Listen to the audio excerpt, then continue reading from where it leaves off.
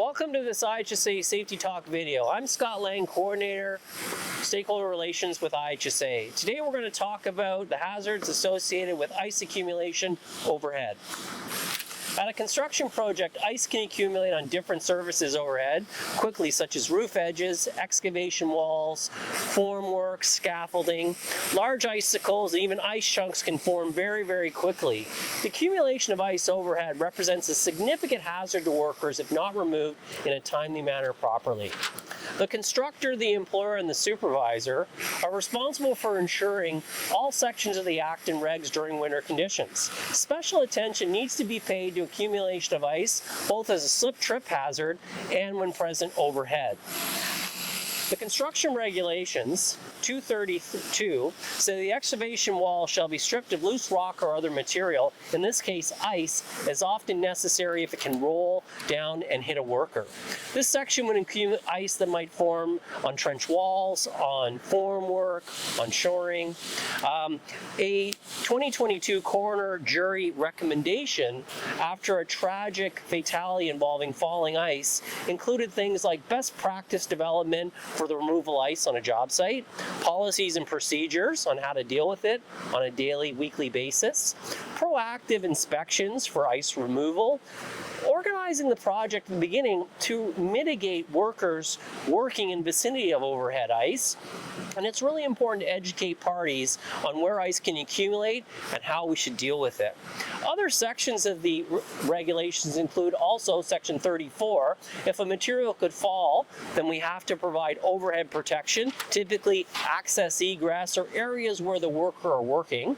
There's also Section 72 that say a work area to and from the work area, if it could endanger the worker, shall be kept free of snow and ice. It's important to establish the right controls when dealing with accumulation of ice.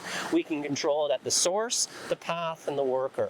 So doing proactive inspections, checking your site every day, you can identify where the ice is and then properly remove it. When we're going to do that task, it's important to block the area off and keep other workers out of the area.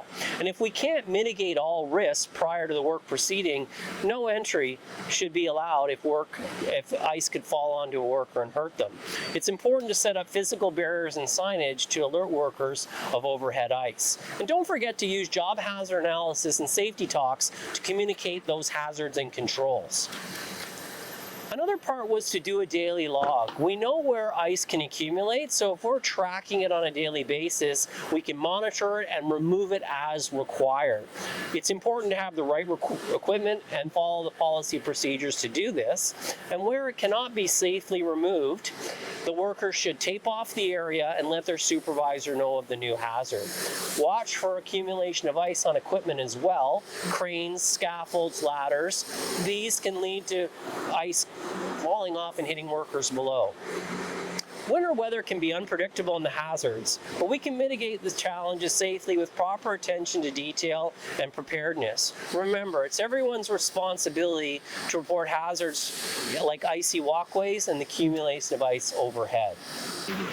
I want to thank you for watching this video. Remember, it's important that everyone take responsibility to assess their area and put in the proper precautions and controls. I'm Scott Lang with IHSA.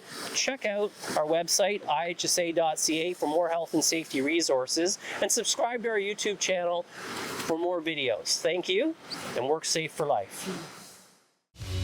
IHSA. Work safe for life.